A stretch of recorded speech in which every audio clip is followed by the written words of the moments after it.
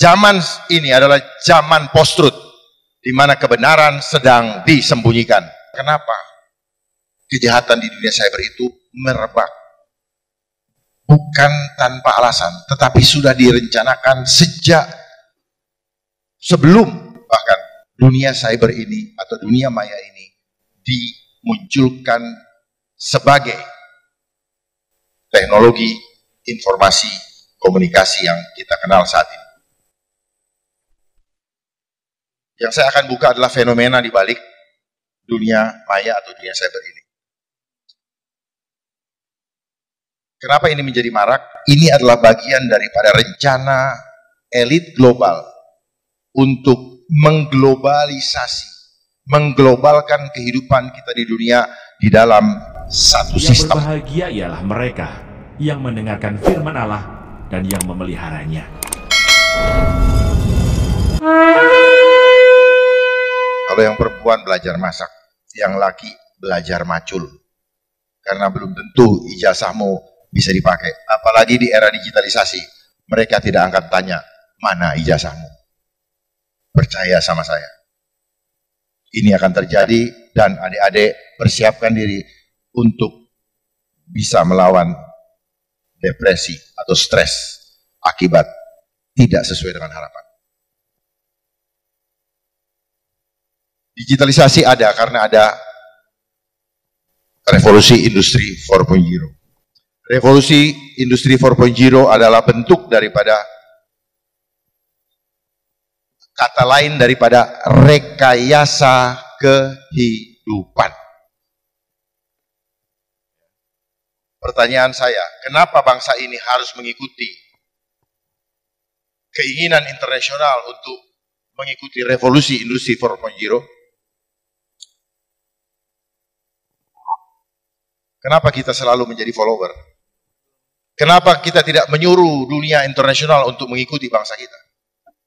Ada revolusi industri 1.0, 2.0, dan 3.0, dan sekarang 4.0, dan sedang menuju ke 5.0 dalam pengembangan.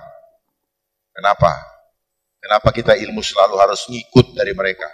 Tidak punya kemampuankah kita untuk membuat suatu teknologi sendiri? Saya dengan tegas menyatakan kita sangat mampu. Pertanyaannya,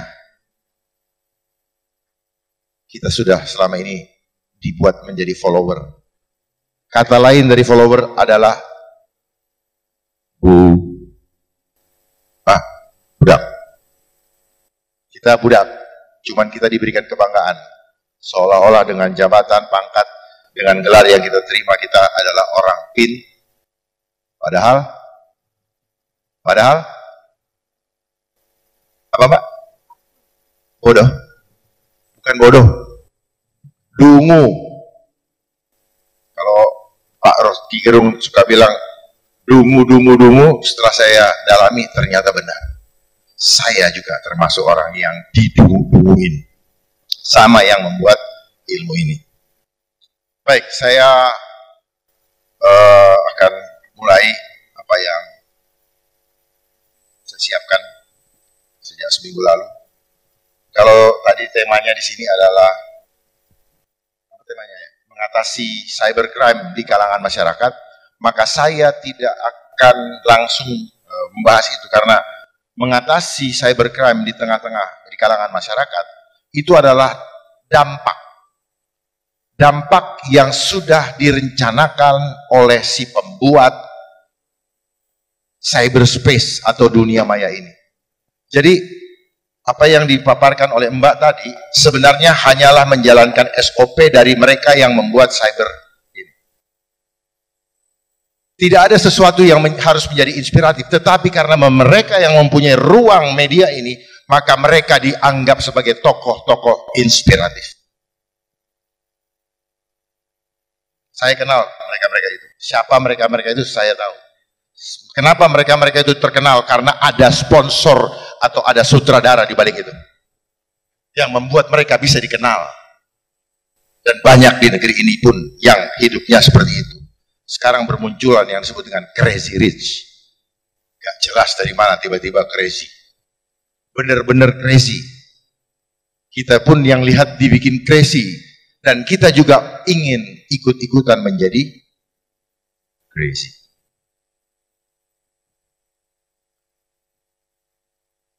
Saya akan membuka kenapa kejahatan di dunia cyber itu merebak. Bukan tanpa alasan, tetapi sudah direncanakan sejak sebelum bahkan dunia cyber ini atau dunia maya ini dimunculkan sebagai teknologi informasi komunikasi yang kita kenal saat ini. Yang saya akan buka adalah fenomena di balik dunia maya atau dunia cyber ini. Kenapa ini menjadi marak? Ini adalah bagian daripada rencana elit global untuk mengglobalisasi, mengglobalkan kehidupan kita di dunia di dalam satu sistem. Mereka mau menggiring kita ke yang disebut one world government. Bagaimana mereka mengendalikan kehidupan kita? Saya tidak akan terlalu banyak bacakan dia punya definisi, tapi saya akan bacakan apa yang definisi yang saya bikin. Apakah boleh kita membuat definisi dari setiap terminologi? Boleh. Tidak perlu harus kita menyadur menurut Profesor A, menurut Profesor B. Kita pun ternyata bisa membuat suatu terminologi, suatu definisi menurut pemahaman kita, asal kita bisa mempertanggungjawabkan.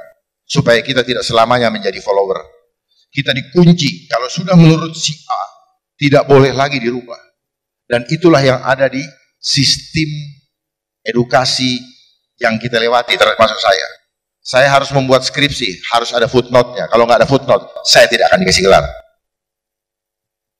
Saya bikin disertasi, kalau tidak mengikuti jurnalnya, maka saya tidak akan dikasih gelar, dan sebagainya. Sebelum saya buka menguraikannya, saya ingin adik-adik mengetahui dulu apa yang dimaksud dengan globalisasi. Ini silakan dibaca. Tetapi yang saya buat adalah yang akan saya bacakan. Globalisasi adalah proses penyatuan sistem seluruh dunia di dalam seluruh aspek kehidupan manusia yang bertujuan untuk mengambil alih kendali hidup manusia dari tangannya Tuhan. Pasti pada kaget nih, kok sampai segitu ya? Memang mengagetkan. Karena sampai segitunya. Cuman ini tidak akan pernah dibuka oleh sales. Tidak akan dibuka oleh yang disebut tokoh-tokoh inspiratif. Tidak akan. Karena they are part untuk mensukseskan agendanya ini.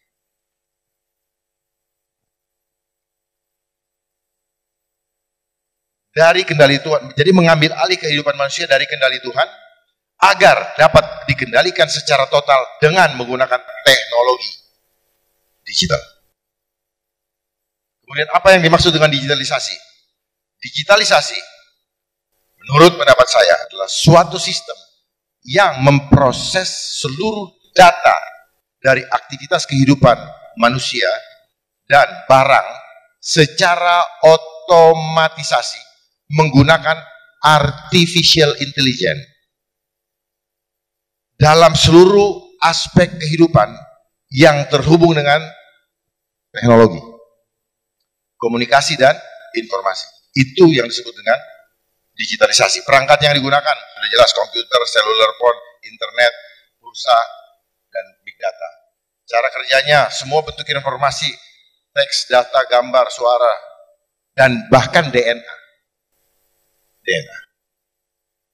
Yang diubah menjadi kode biner tunggal. Biner tunggal itu 01 atau double, disebut double. Yaitu 01 yang dikenal sebagai bit yang terhubung dengan gelombang 5G nantinya. Kemudian definisi teknologi. Menurut saya, tiruan dari mekanisme interaksi supranatural yang berupa energi, frekuensi, dan vibrasi. Saya minta adik-adik untuk memahami ini, supaya betul-betul paham mengenai diri kita, alam semesta, dan hubungan kita dengan Tuhan. Harus memahami energi, frekuensi, dan vibrasi. Nanti kita perdalam dalam kesempatan yang lain, kalau memang memungkinkan. Nikola Tesla mengatakan, if you want to know the secret of the universe, you have to know energy, frequency, and vibration. Nah, dunia cyber, dunia digitalisasi, dia memainkan energi, frekuensi, dan vibrasi. Mereka memainkan itu. Tidak terlihat mata, tetapi dia eksis. Itulah yang membuat orang, sakau. Itu yang membuat orang gak bisa lepas, dan sebagainya. Dia bermain yang tak kasat mata. Sementara selama ini kita di sekolah diajar semua yang harus kasat mata. Sehingga kita terkaget-kaget dan kebakaran jenggot ketika muncul masalah. Kok begini, kok begitu, kok si anak ini jadi ngamuk kalau diambil, kok dia kalau diambil handphonenya ngamuk. Kita nggak sadar. Dan bukan sama itu, dia menghancurkan selain tubuh kita, dia menghancurkan jiwa kita. Nanti saya kasih tahu. Saya ulangi lagi, tiruan teknologi adalah tiruan dari mekanisme interaksi supranatural, baik energi, frekuensi, dan vibrasi antara manusia dengan alam semesta dan dengan sang penciptanya yang dimanifestasikan dalam wujud fisik yang kita kenal dengan teknologi. That's why harga teknologi ketika baru itu selalu mahal. Tetapi ketika keluar lagi option berikutnya, harganya ambruk. Kesel gitu. Mau jual lagi, akhirnya tukar tambah. Karena promosinya yang membuat kita terobsesi adalah apa? Easy, mendapatkan kemudahan. Speed up, mendapatkan kecepatan. Comfort, mendapatkan rasa nyaman. Dan luxury, supaya orang lihat. Makanya suka kasih berlian-berlian tuh di handphone dan sebagainya. Itu hanyalah cara marketing untuk merayu kita memilikinya. Tetapi udang di balik batunya, setelah itu kita yang dimakan sama dia. Kehancuran demi kehancuran kita akibat daripada menggunakan, menerima itu. Dan sampai sekarang kita digiring untuk selalu memegangnya. Luar biasa. Kita yang bayar, dia yang kontrol kita. Goblok lah gitu. Kemanapun adik-adik pergi, apapun yang adik tulis di situ chatting, itu semua sudah di-store di big data. Katanya data kalian aman di tangan saya, tapi tidak aman sama saya. That's a fact. Makanya bisa dijual-jual tiba-tiba kok. Ini siapa kok nomor gue bisa ketahuan orang. Ini menawarkan ini segala macam, kenapa dijual? Jangan bilang ada yang aman, nggak ada yang aman. Nanti saya buka, kenapa tidak aman? Karena kita masih menggunakan internetnya mereka. Bangsa ini, negara ini tidak punya internet sendiri, karena IP address-nya mereka yang ngatur. Global, regional, dan domestik, semua tergantung dari mereka. Makanya 2 tahun belakangan ini kenapa kita digiring terus menggunakan internet. Dan nanti suatu saat internet akan di shutdown. Ketika kita sudah tidak ada lagi alternatif kehidupan, internet di shutdown. Sekarang kita punya wifi aja buffering, udah ribut, udah gelisah, udah banyak anak yang ngamuk gara-gara internetnya tidak lancar. Makanya pulsa, mereka sebut dengan apa? Pulsa. Pulse itu apa? Nadi. Jadi dia bikin internet sebagai nadi kehidupan kita. Bukan cocokmologi nih, bukan. Mereka memang bikin begitu. Pahami udang di balik batunya. Ya. Jadi teknologi itu berasal dari kata teknik, logi. Logi itu apa? Logia. Logia itu apa? Logika. Jadi menggunakan teknologi berarti kita mempunyai teknik tanpa logika. Paham ya? Tapi kita kan bangga, oh teknologi. Saya pun pikir hebat, ternyata enggak. Kita menjadi dungu. Kita dikendalikan oleh dia. Jadi gunakanlah teknologi untuk mempermudah kita, bukan kita dikendalikan, bahkan dikerjain. Ngambil barang di jurang bolehlah pakai teknologi. Tapi jangan dia akhirnya berbalik. Cuman mereka bergeraknya begini, sambil menyelam minum air. Kita seolah-olah dikasih keuntungan supaya kita tidak terlena dengan kenyamanan itu. Gak taunya dia ada udang di balik batu, dia makan balik itu. Hati-hati dengan drone, suatu saat drone akan mematikan kita. Terakhir, apa yang dimaksud dengan era digitalisasi?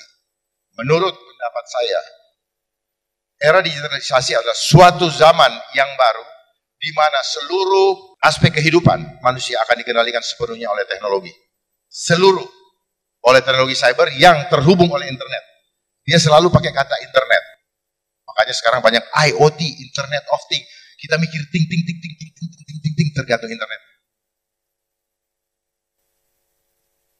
Ting ting ting ting ting ting ting ting ting. Internet itu sebenarnya apa? Di dalam diri manusia ada internet. Jadi internet yang dipakai oleh mereka yang dijadiin duit sebenarnya belajar dari tubuh manusia. Manusia kalau tidak punya internet tidak bisa terhubung dengan Tuhan. Jadi ilmunya itu mereka pakai, mereka ini kan.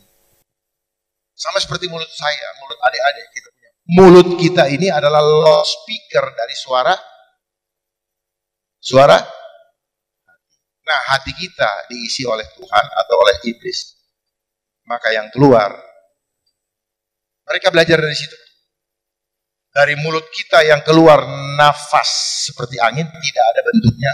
Tetapi begitu dia keluar kata-kata yang sangat powerful. Tapi di masa-masa ini, nafas kita disuruh tutup. Percaya sama Tuhan, tapi menolak kuasa Tuhan. Lewat penggunaan benda yang saya sebut itu berhala. Saya lanjutkan, teknologi cyber yang terhubung oleh internet antara satu perangkat dengan perangkat lainnya melalui proses digitalisasi sebagai artificial intelligence. Untuk mengawasi seluruh aktivitas kehidupan manusia, baik tubuh, terutama jiwa. Bayangkan kalau jiwa kita sudah dikuasai, jiwa generasi muda, main handphone, begini terus, musuh negara Pak, lewat di depan mata atau lewat di belakangnya. Nggak ada yang mikirin. Itu yang mau dihancurkan. Kita sibuk, tenang-tenang di kamar, udah nggak mikirin negara ini bagaimana. Yang penting jajan online, belanja online. Udah nggak mikirin nasib bangsa. Dan itu yang mereka mau. Itu yang mereka mau. Kita terlena, sibuk, merasa doang, tapi tidak berbuat apa-apa. Akhirnya cuma kesel lah ini, bahkan ada yang dibully, mati, bunuh diri dan sebagainya. Kenapa? Kita tidak menganggap bahwa kita adalah orang-orang yang berharga atau mulia di mata Allah. Nah, saya masuk ke dalam gambaran secara utuh. Perhatikan baik-baik.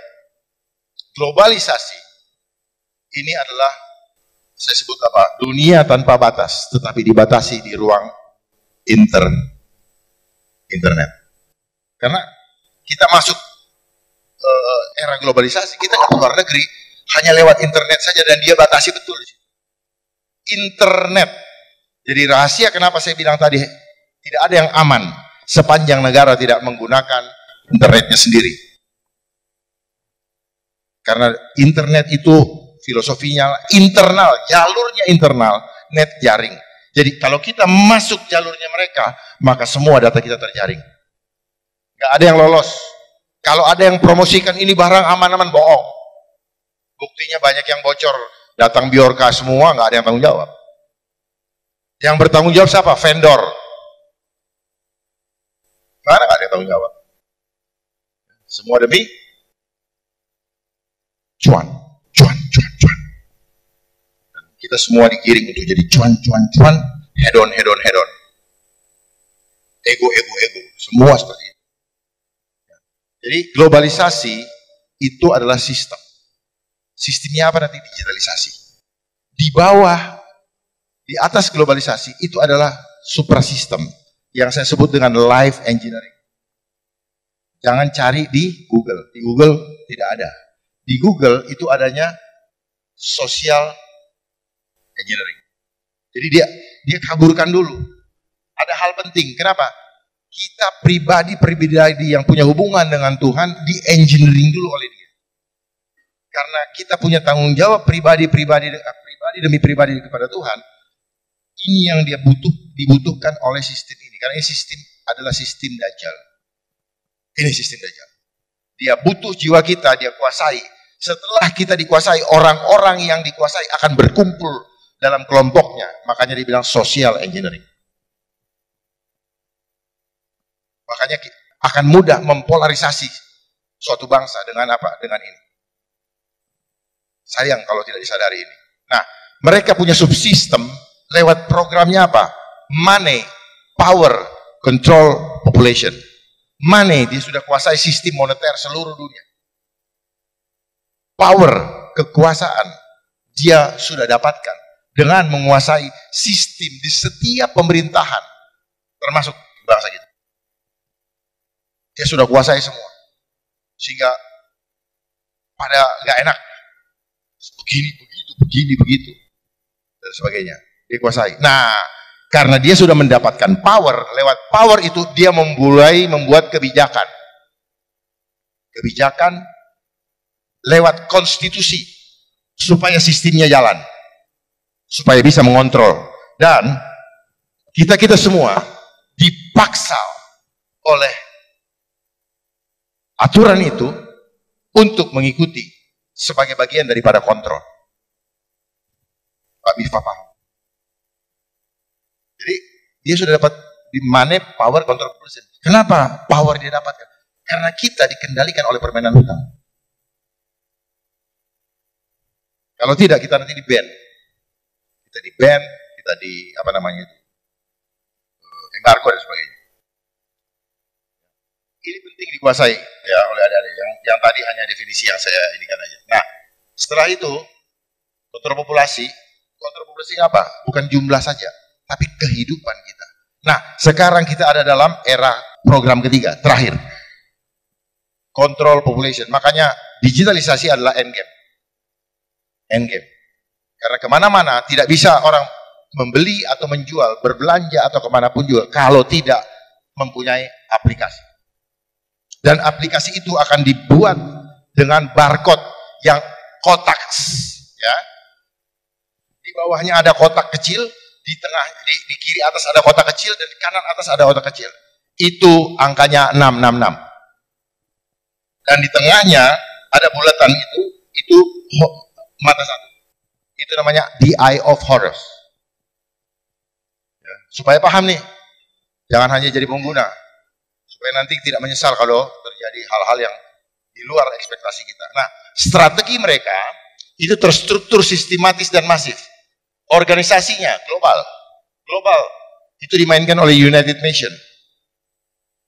Bekerja sama dengan World Economic Forum. Karena dimulai dengan apa? Perdagangan bebas tahun 1985. Seolah-olah buat perdagangan bebas kita butuh komunikasi dan kita butuh transaksi dan sebagainya. World Economic Forum. Dan tadi yang dibilang tokoh inspirasi itu banyak yang menjadi anggota World Economic Forum. Termasuk Uto Kadin. Dan banyak lagi. Bahkan ada yang sekarang sedang pencitraan juga dia anggota World Economic Forum.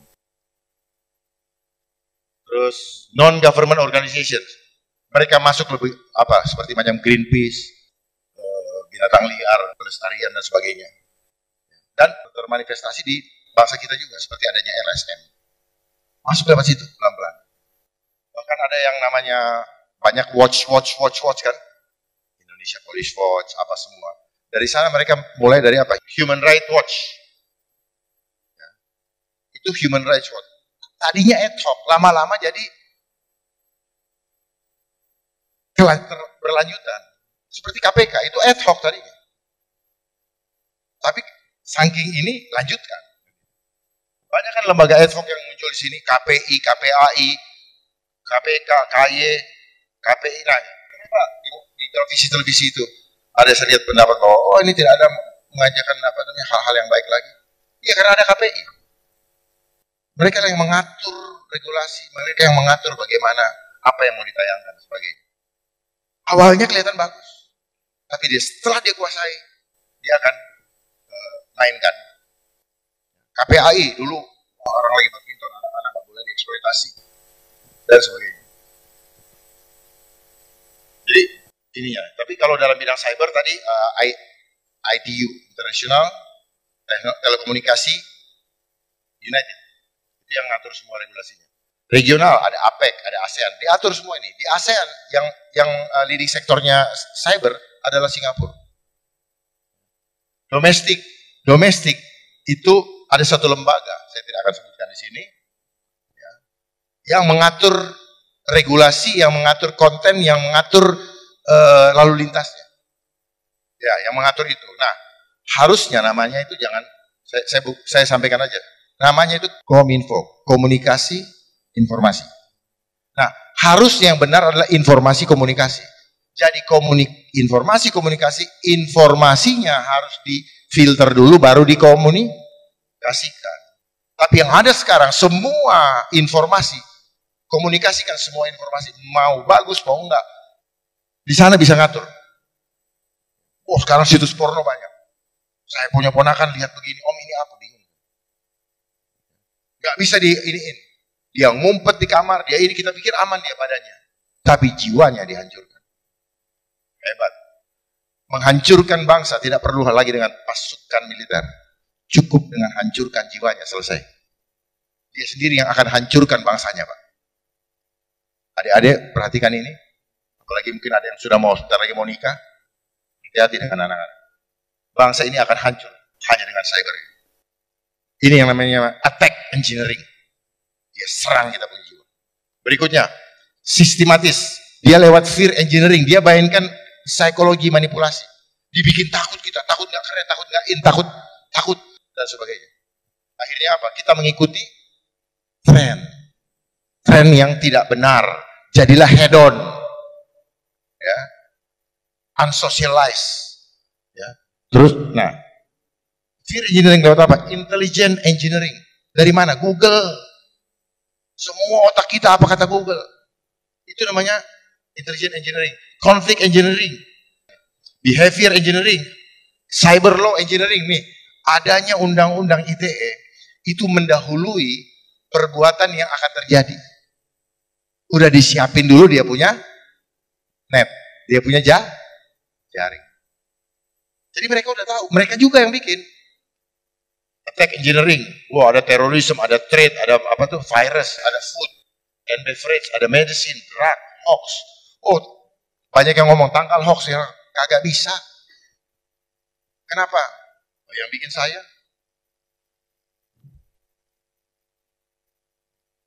Saya bisa dibilang bikin hoax. Saya menyampaikan hoax. Enggak, saya nyampaikan yang benar. Saya bukan bikin hoax. Cuman karena mereka punya apa namanya, otorisasi, mereka cap saya hoax. Oh gitu. Makanya mereka pernah ngomong, kalau sudah dibilang hoax ya udah terima aja itu hoax.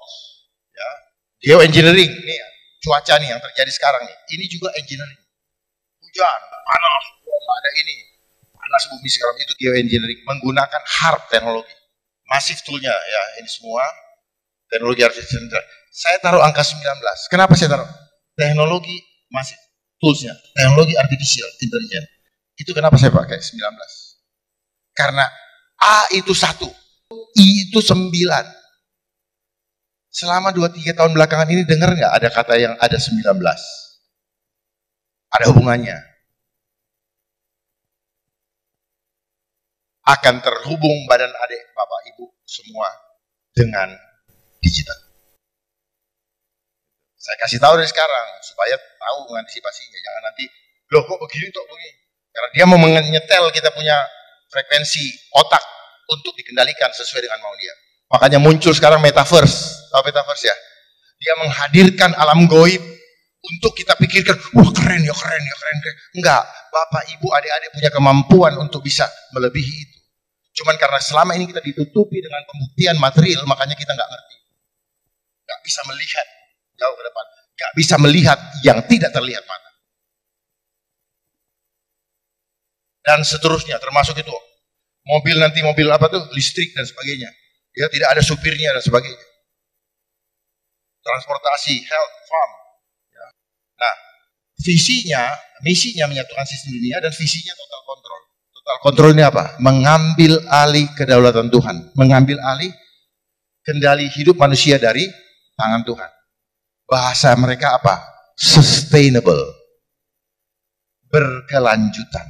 Seolah-olah kehidupan kita tidak akan pernah berakhir dengan dikendalikan teknologi. Jadi mereka diingat. Dan ini sungguh-sungguh bertentangan dengan nilai-nilai luhur Pancasila yang menyatukan NKRI. Dan visi kita hidup adalah apa? Hidup selalu dikendalikan oleh Tuhan. Yang saya sebut dengan nuswantara. Nu makhluk swamandiri anta menuju ra kepada Sang Pencipta. Jadi kita makhluk Tuhan itu harus selalu bertanggung jawab kepada Tuhan. Saya rasa ini dulu karena kalau saya ikutin terus nanti satu slide lagi.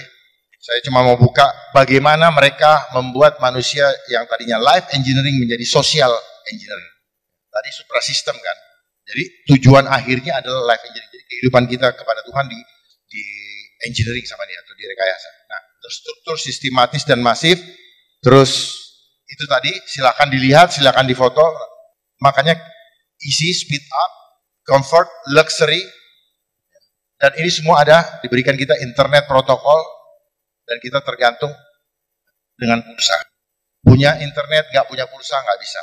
Dan kita semua dimanipulasi, kita tidak tahu berapa penggunaan pulsa sehingga bisa dikonversi menjadi angka. Kita nggak ngerti. Makanya mereka selalu jualan paket. Ya. Paketnya tidak kepake, pulsanya cuma segitu. Berapa banyak mereka sedot. Makanya mereka pernah bikin film vampire. Mereka hidupnya kayak vampire. Mereka kaya sekali untuk mengendalikan kita. Tapi kita tidak tahu.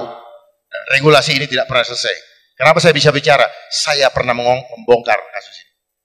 Di semua provider yang ada. Operator yang ada. Triliunan mereka makan. Bayangkan kalau dia cuma ambil 1.000. Dulu waktu masih kartu, ya pulsa digosok-gosok ini. Kita beli 100.000, isinya 60.000, siapa yang tahu? Cuma main di tulisan aja. Sama seperti kita beli obat vitamin C di apotek. Kita cuma beli bungkusnya doang, isinya mah nggak tahu. Dia hanya pakai essence. Kita sudah termanipulasi sebetulnya. Nah, ini semua menjadikan kita ketergantungan. Setelah itu menjadi kebutuhan. Kenapa menjadi sekarang ini? Karena dibikin ketergantungan. Setelah ketergantungan, ya butuh nyari terus. Seperti itu, awalnya dikasih dulu. Ya. Yang membuat adik-adik kecanduan dengan handphone itu apa? Ada blue screen-nya. Blue screen ini seperti membuat kita tuh selalu caang, selalu terang, seperti tidak pernah gelap. Penyakitnya disebut SDD, Screen Dependency Disorder. SDD, ya. Itu sudah diteliti oleh WHO sendiri. Dan ini menyebabkan kanker. SDD itu apa? Pengennya udah lelah, tapi apalagi scroll sampai tidur, scroll, nggak tahu apa di scroll. Siapa yang pernah begitu? Saya pernah. Karena nggak mau ngaku kan kalau gitu. Karena pelajarannya nggak ada pelajaran kalau ngaku itu keren.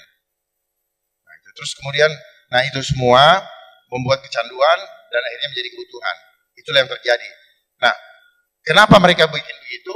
Tujuannya apa? Memanipulasi psikologi kita. Yang saya bilang fear engineering. Dia ciptakan rasa takut. Rasa takut nggak keren, takut nanti dibilang orang bagaimana, takut nanti, pokoknya takut. Dan takut itu adalah permainan iblis. Cara menundukkan manusia hanya dengan takut. Karena takut itu, ketika manusia ada serangan, dia akan keluar otak purbanya. Makanya konsepnya cyber ini, konsepnya kehidupan sistem dunia, itu adalah teori daripada Thomas Hobbes. Homo homini lupus. Makanya banyak penyakit lupus. Diakibatkan oleh mereka juga. Lupus. Leukemia. Leukosit yang diracuni oleh dan banyak macam penyakit supaya banyak jualan. Intinya makin banyak dokter, makin banyak orang sakit. Karena kalau tidak ada orang sakit, tidak ada orang sembuh. Gitu katanya. Kalau mau sembuh, kuncinya harus sakit dulu. Kok ketawa? Saya juga dengar ada yang ngomong. Hebat orang bikin itu tuh, apa meme. Nah terus berikutnya ya, terjadilah mindset tanpa disadari, terjadi mindset manipulasi, lalu perubahan perilaku. Kemudian merubah kehidupan sosial masyarakat pada umumnya, kemudian jadilah yang disebut dengan social engineering. Nah, ini kita sudah mulai kena social engineering. Hanya 1% mungkin nanti yang akan lolos. Karena yang semua sudah masuk dalam disebut dengan generasi dangkal. Dia tidak tahu apa-apa kalau dia tidak lihat di Google. Itu yang intelligence engineering. Itu semua tergantung kepada website, tergantung kepada situs-situs itu. Saya rasa itu dulu yang bisa saya sampaikan. Saya takut mengambil waktu banyak, ya, karena saya ini hobi untuk membagikan hal-hal yang dulu saya nggak tahu, dan saya sangat exciting untuk membagikan kepada generasi berikutnya. Saya berharap mungkin adik-adik bisa meneruskan, menggali lebih dalam lagi. Jangan hidup dengan textbook, karena kebenaran itu akan sangat tergantung kepada siapa yang menulisnya. Tetapi kalau adik-adik mendekatkan diri kepada Allah, Allah sendiri yang akan buka kebenaran yang hakiki, sehingga semua kebohongan dunia ini bisa terbuka. Makanya Ahmad Albar pernah membuat suatu lagu yang cukup lama, dunia ini panggung sandiwara. Perannya selalu berubah, tapi sutradaranya satu.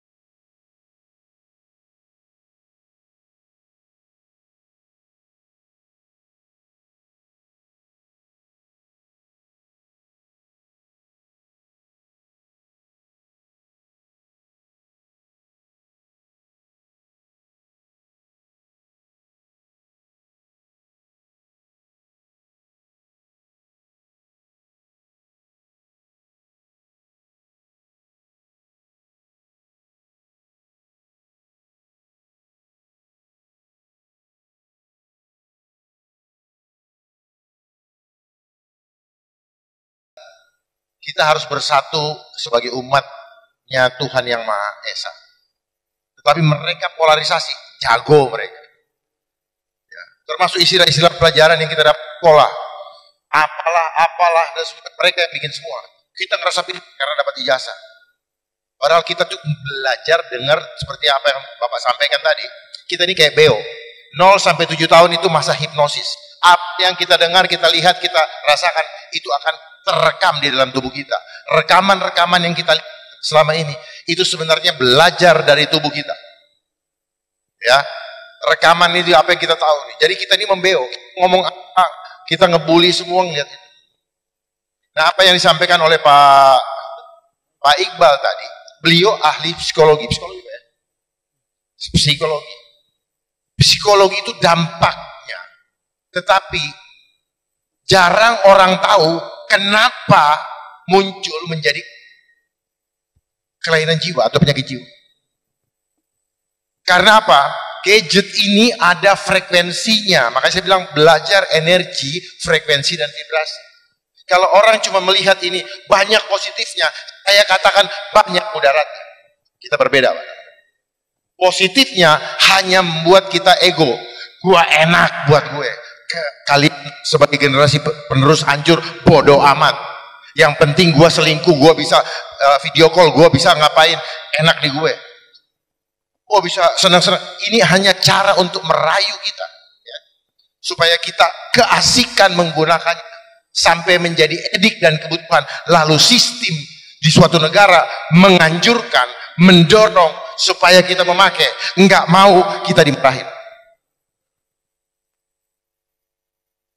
Saya mengalami era di mana tidak ada handphone.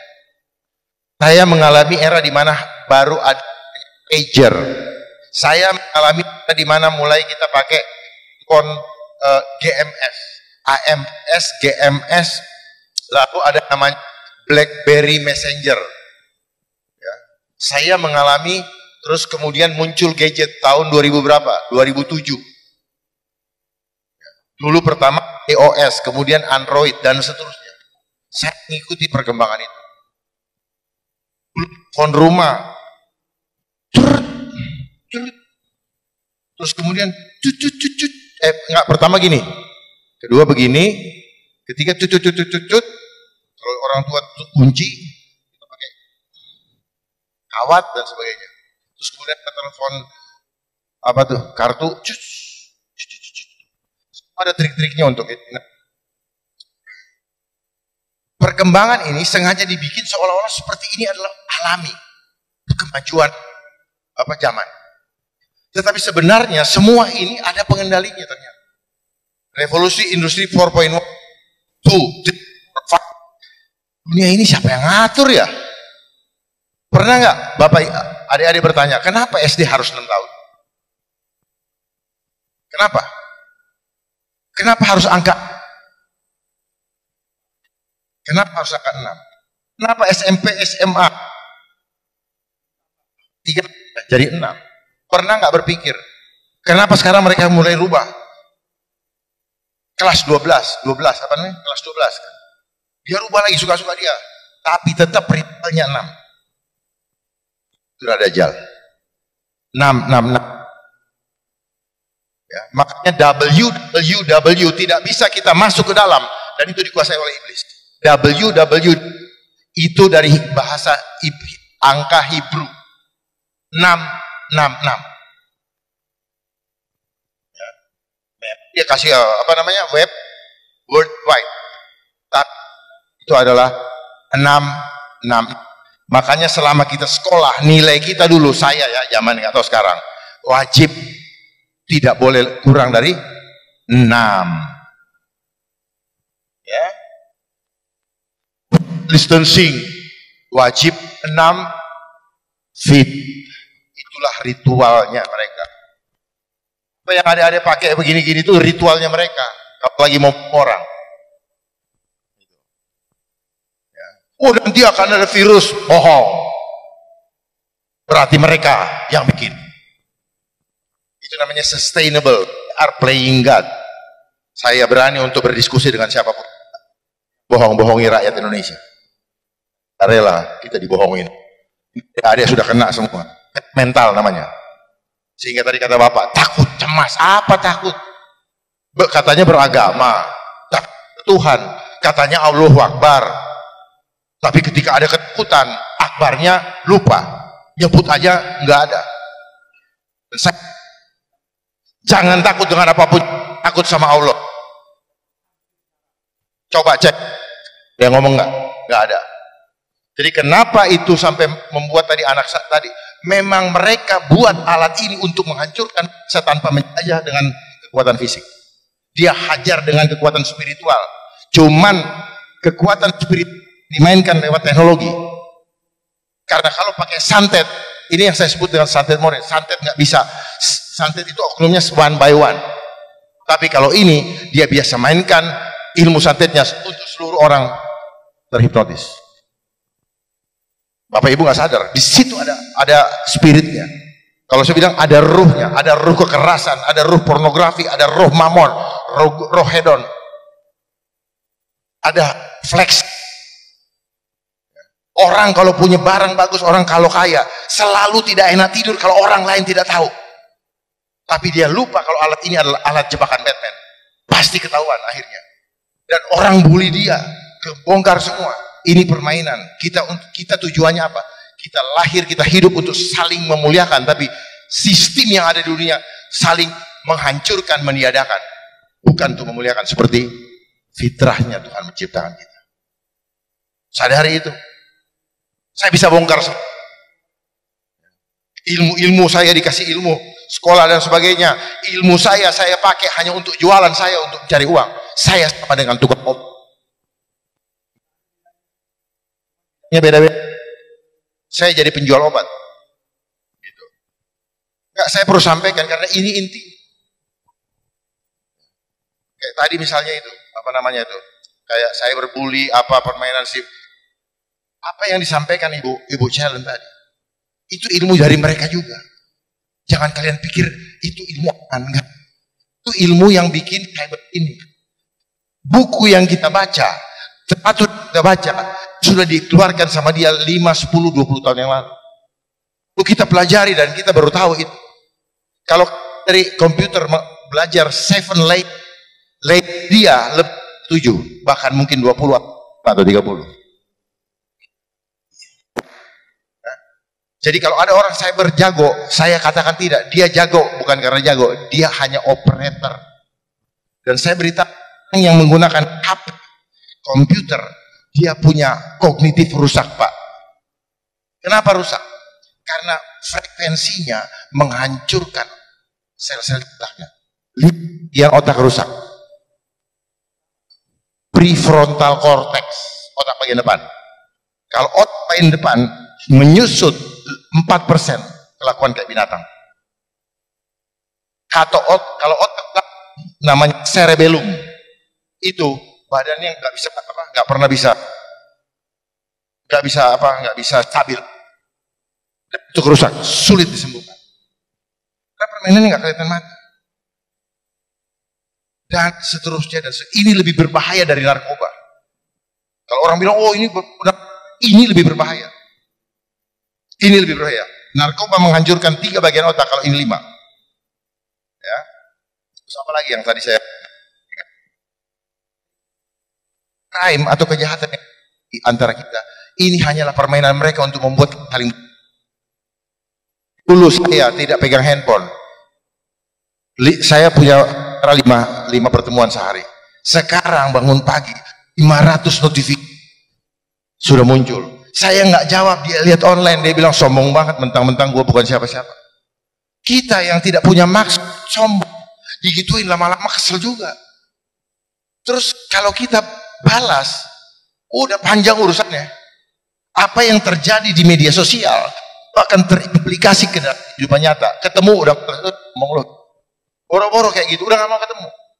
Gila ini permainan. Gila. Paksa kita terus untuk termasuk orang di rumah saya.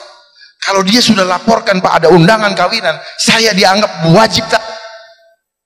Dia nggak mau kasih tahu. Jadi saya tegur, tidak merasa bersalah. Dia anggap dia udah kasih tahu, padahal belum tentu saya baca. Bayangkan itu. Dan orang-orang yang kenapa? Saya kasih tahu ya, saraf di sini, ini ada signalnya. Itu dibikin dibikin tumpul, dan itu terhubung dengan kognitif di otak kita. Saya bisa buktikan bahwa orang yang pakai begini kecerdasannya. Nah, makanya orang-orang yang pakai main cyber ini, kita semua ini, kalau melihat ada yang kotor, mata cuma melihat, iya kotor. Oh jelek gitu. Tapi nggak tergerak badannya untuk mengambil kotoran tadi dan buang di tempat sampah. Saya punya anak buah waktu di itu saya perhatikan itu. Dia tidak akan bekerja kalau tidak ambilkan, buang. Enggak. Karena dia sudah tercipta seperti robot, otomatisasi.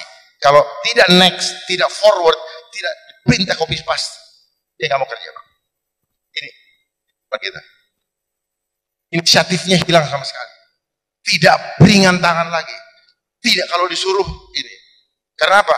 Saya lakukan ribetnya apa? Udah jual beli betul. Dan sebagainya, nanti kita bongkar semua. Kita bongkar seadanya demi kemajuan kalian. Percuma kita hidup kalau ujung-ujungnya hancur. Kalau tadi Pak sampaikan bahwa gunakan bisnis boleh, tapi jangan kepada ke dunia hedon. Yang nanti akan hedon. Semua pengen itu dan sebagainya. Yang dibilang crazy rich, banyak, saya tidak usah sebutkan namanya. Uangnya bukan uang dia. Kita cuma disuruh terobsesi supaya kita tuh tidak pernah tidur, kita hanya mikir itu, tidak pernah sholat. Sholat 10 menit males, tapi kalau ini 10 jam. Dan penggunaan HP 7 jam dalam 1 hari sama dengan energi kita disedot 7 hari 7 malam. Makanya gampang banyak sakit. Sekarang banyak yang orang potato crouch, badannya gede-gede. Gluk-gluk. Ototnya hilang. Padahal dalam kita hidup itu harus seimbang antara jasmani, pikiran, dan mental. Jasmani harus dirawat dengan apa? Dengan nutrisi, aktivitas, dan latihan. Nutrisi kita dapatkan dari mana? Dari cairan yang cair, padat, maupun energi. Itu tidak ada. Otak digedein aja, pagi sampai sore. Sekarang kurikulum di sekolah-sekolah jam 8 sampai jam yang didapat capek, lelah, hancur si budaya ini, hancur bangsa ini. Mungkin kalau Bapak ketemu dengan menteri itu kasih tahu, Pak, Anda jangan hancurkan generasi bangsa kami. Hanya untuk sekolah-sekolah nggak ada jaminan dapat pekerjaan. Dan itu bukan otak ini adalah endorse dari Barat yang ingin menghancurkan kita supaya kelihatannya banyak mikir tapi nggak bisa dipraktekkan. Makanya Dasein dan Solon tidak pernah jalan karena praktek doang, teori doang. Makanya orang bilang teori, kebanyakan teori loh. Wahyu pasal 10. Kitab terbuka. Dan aku melihat seorang malaikat lain yang kuat turun dari sorga, berselubungkan awan, dan pelangi ada di atas kepalanya, dan mukanya sama seperti matahari, dan kakinya bagaikan tiang api. Dalam tangannya ia memegang sebuah gulungan kitab kecil yang terbuka. Ia menginjakkan kaki kanannya di atas laut, dan kaki kirinya di atas bumi, dan ia berseru dengan suara nyaring sama seperti singa yang mengaum. Dan sesudah ia berseru, ketujuh guruh itu memperdengarkan suaranya.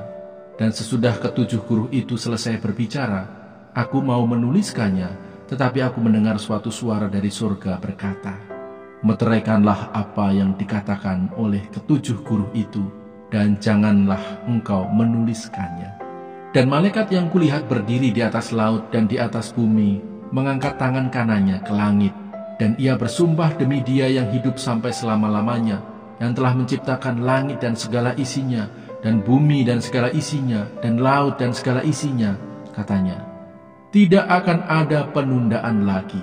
Tetapi pada waktu bunyi sangkakala dari malaikat yang ketujuh, yaitu apabila ia meniup sangkakalanya, maka akan genaplah keputusan rahasia Allah, seperti yang telah ia beritakan kepada hamba-hambanya, yaitu para nabi. Dan suara yang telah kudengar dari langit itu berkata pula kepadaku, katanya, pergilah, ambillah gulungan kitab yang terbuka di tangan malaikat yang berdiri di atas laut dan di atas bumi itu. Lalu aku pergi kepada malaikat itu dan meminta kepadanya supaya ia memberikan gulungan kitab itu kepadaku. Katanya kepadaku, ambillah dan makanlah dia. Ia akan membuat perutmu terasa pahit, tetapi di dalam mulutmu ia akan terasa manis seperti madu. Lalu aku mengambil kitab itu dari tangan malaikat itu dan memakannya. Di dalam mulutku ia terasa manis seperti madu, tetapi sesudah aku memakannya, perutku menjadi pahit rasanya. Maka ia berkata kepadaku, engkau harus bernubuat lagi kepada banyak bangsa dan kaum dan bahasa dan raja. Wahyu pasal 11. Dua saksi Allah. Kemudian diberikanlah kepadaku sebatang bulu, seperti tongkat pengukur rupanya, dengan kata-kata yang berikut, bangunlah dan ukurlah bait suci Allah dan mezbah dan mereka yang beribadah di dalamnya. Tetapi kecualikan pelataran bait suci yang di sebelah luar, janganlah engkau mengukurnya, karena ia telah diberikan kepada bangsa-bangsa lain, dan mereka akan menginjak-injak kota suci 42 bulan lamanya. Dan aku akan memberi tugas kepada dua saksiku, supaya mereka bernubuat sambil berkabung 1260 hari lamanya. Mereka adalah kedua pohon zaitun dan kedua kaki dian yang berdiri di hadapan Tuhan semesta alam. Dan jikalau ada orang yang hendak menyakiti mereka, keluarlah api dari mulut mereka menghanguskan semua musuh mereka. Dan jikalau ada orang yang hendak menyakiti mereka, maka orang itu harus mati secara itu. Mereka mempunyai kuasa menutup langit, supaya jangan turun hujan selama mereka bernubuat. Dan mereka mempunyai kuasa atas segala air untuk mengubahnya menjadi darah. dan untuk memukul bumi dengan segala jenis malapetaka setiap kali mereka menghendakinya. Dan apabila mereka telah menyelesaikan kesaksian mereka, maka binatang yang muncul dari jurang maut akan memerangi mereka dan mengalahkan serta membunuh mereka. Dan mayat mereka akan terletak di atas jalan raya kota besar yang secara rohani disebut Sodom dan Mesir, di mana juga Tuhan mereka disalibkan. Dan orang-orang dari segala bangsa dan suku dan bahasa dan kaum melihat mayat mereka 3,5 hari lamanya, dan orang-orang itu tidak memperbolehkan mayat mereka dikuburkan. Dan mereka yang diam di atas bumi bergembira dan bersukacita atas mereka itu, dan berpesta dan saling mengirim hadiah, karena kedua nabi itu telah merupakan siksaan bagi semua orang yang diam di atas bumi. 3,5 hari kemudian masuklah roh kehidupan dari Allah ke dalam mereka, sehingga mereka bangkit, dan semua orang yang melihat mereka menjadi sangat takut. Dan orang-orang itu mendengar suatu suara yang nyaring dari sorga berkata kepada mereka, "Naiklah kemari." Lalu naiklah mereka ke langit, diselubungi awan, disaksikan oleh musuh-musuh mereka. Pada saat itu terjadilah gempa bumi yang dahsyat, dan 1/10 bagian dari kota itu rubuh, dan 7.000 orang mati oleh gempa bumi itu. Dan orang-orang lain sangat ketakutan, lalu memuliakan Allah yang di surga. Celaka yang kedua sudah lewat. Lihatlah, celaka yang ketiga segera menyusul. Yang berbahagia ialah mereka yang mendengarkan firman Allah dan yang memeliharanya.